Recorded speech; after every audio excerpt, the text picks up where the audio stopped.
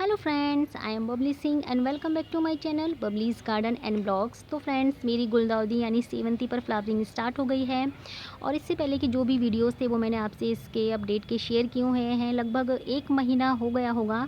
ये ऑनलाइन हमने सैपलिंग्स मंगाई थी और बहुत ही छोटी छोटी सी ये सैपलिंग्स थी। तो लग रहा था उस टाइम पे तो शायद सर्वाइव नहीं कर पाएगी, लेकिन उस टाइम पर जो भी सैपलिंग्स आए थे मैंने उनको डिस्पोजल में लगा दिया था। वो भी मैंने आपसे शेयर किया था। और जब लगभग मेरी सैपलिंग्स 1-1.5 इंच की, ये 2 इंच की हो गई थी, तो उसके बाद हमने इसको रिपोर्ट किया। रिपोर्टिंग वाला वीडियो भी मैंने शेयर किया हुआ है। और रिपोर्टिंग करने के बाद कुछ टाइम के बाद जब मेरे प्लांट्स जो हैं, मेरी सैपलिंग स्टेबल हो गई थी और ब्रांच अच्छे से निकल गई थी 1-2, तो मैंने उसको पिंचिंग किया। और लगभग इस टाइम पीरियड में, मतलब 1 महीने के टाइम पीरियड में मैंने अपनी गुलदाउदी को 2 या 3 बार पिंचिंग कर दिया है। तो पिंचिंग करने के बहुत फ़ायदे होते हैं।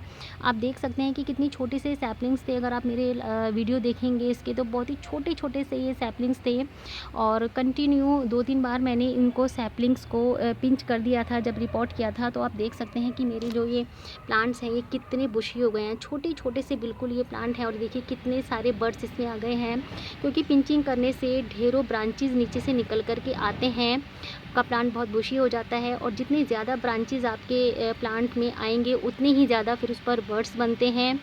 और प्लांट्स की जो फ्लावरिंग है वो बहुत लंबे समय तक रहती है और फूल भी बहुत ज़्यादा बड़े बड़े खिलते हैं।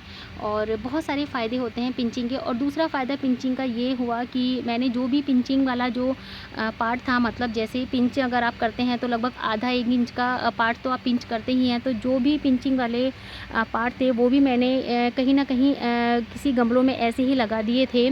तो वो सारे भी सैपलिंग्स मेरे बन गए हैं, मतलब अब तो वो प्लांट्स बन गए हैं। तो इतने सारे पिंचिंग जो मैंने की थी पार्ट, वो सब मैंने कहीं ना कहीं जो लगाए थे वो उन सब के भी प्लांट्स बनकर रेडी हो गए हैं। तो उससे भी कम से कम 10-20 प्लांट्स मैंने बना लिए हैं और वो मैं भी आपको दिखाऊंगी अगर थोड़ा पास में हुए तो। और ये देखिए मेरे सैपलिंग्स जो हैं, आज प्लांट कितने सुंदर हो गए हैं। सारे ही प्लांट कितने अच्छे से ग्रोथ हुए हैं। जैसे कि हमने जब ये मंगाए थे तो मैंने आपसे बताया था कि अलग अलग कलर के हैं ये, और हमने ऐसे ही मंगाए थे अलग अलग टाइप के, तो उन्होंने बोला भी था। और अब जब इन पर फ्लावरिंग हुई तो पता चला तो बिल्कुल ठीक ही था और कोई डाउट नहीं है अब इसमें कि सारे जो फ्लावर्स हैं और फ्लावर के कलर के साथ साथ उनका टाइप भी अलग है। ये देखिए कितना सुंदर है ये फ्लावर, कितना प्यारा सा लग रहा है, बहुत ही सुंदर सा इसका कलर जो है बहुत प्यारा। और ये वाला फूल भी जो आप देख रहे हैं ये कितना सुंदर है।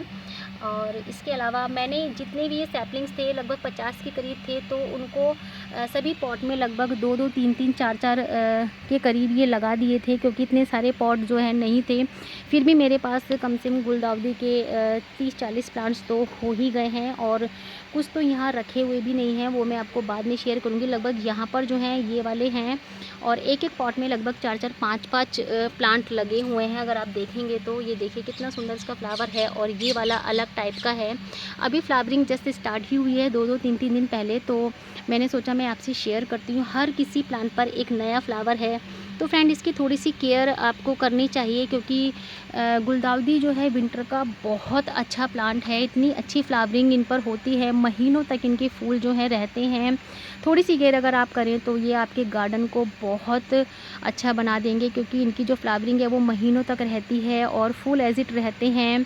तो सॉइल की मैं अगर बात करूँ तो इसके लिए वेल ड्रेन्ड सॉइल ही होनी चाहिए। और सॉइल ऐसी बनानी है ताकि मतलब उसमें जो है पानी ना रुके ज़्यादा, मतलब कि इसकी मिट्टी हमेशा मॉइस्ट रहनी चाहिए, गीली मतलब रहनी चाहिए, क्योंकि ज़्यादा ड्राइनेस इसको पसंद नहीं है। और ओवर वाटरिंग बिल्कुल नहीं है, क्योंकि ज़्यादा अगर आप इसको ओवर वाटरिंग करते हैं तो उससे जो है इसकी जो जड़ें हैं वो गल जाती हैं। तो इसमें पानी का भी आपको ध्यान रखना है और आपको इसे फुल सनलाइट में रखना है। रिपोर्टिंग के बाद आप इस प्लांट को फुल सनलाइट में रखें, तो क्योंकि फुल सनलाइट में रखने के बाद जो बर्ड्स हैं वो बड़े साइज़ के होंगे और फूल भी जो है वो बड़े साइज़ के खिलेंगे।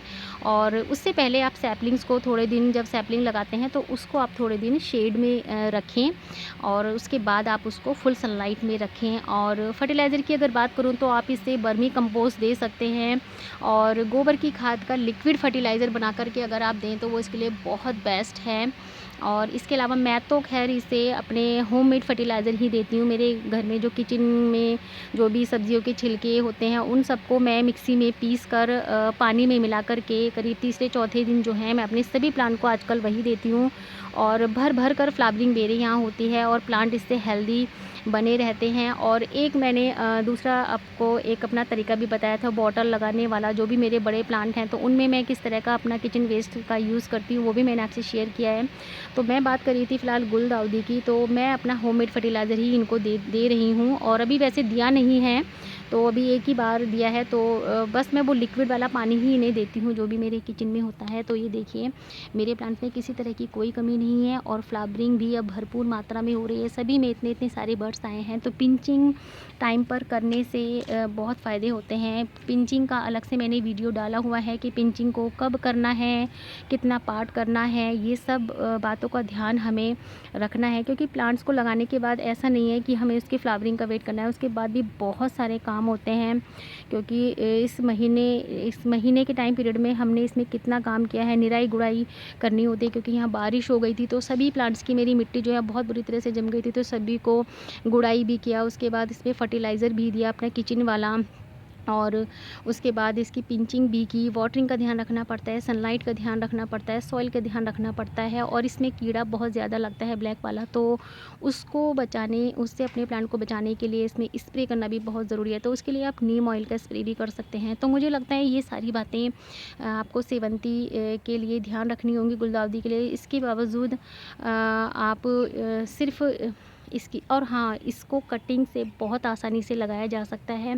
विंटर में अगर आप इसके 1-2 प्लांट लाते हैं उन्हीं से आप ढेरों प्लांट बना सकते हैं, जैसे कि मैंने बनाए हैं। ये जो प्लांट आप मेरे देख रहे हैं ये मेरे अपने देसी प्लांट हैं जो करीब 4 साल से हमारे पास हैं। और इसका मेन प्लांट जो है वो उधर रखा हुआ है, उसी की कटिंग से ये प्लांट मैंने रेडी किया हुआ है। आप देख सकते हैं कितनी सारी बर्ड्स इसमें आई हैं। करीब इसकी भी 2 बार मैंने पिंचिंग की और आप देख सकते हैं कि पूरा ये बर्ड से भर गया है। और अब जब ये पूरा खिलेगा तो वो वीडियो भी मैं शेयर करूँगी।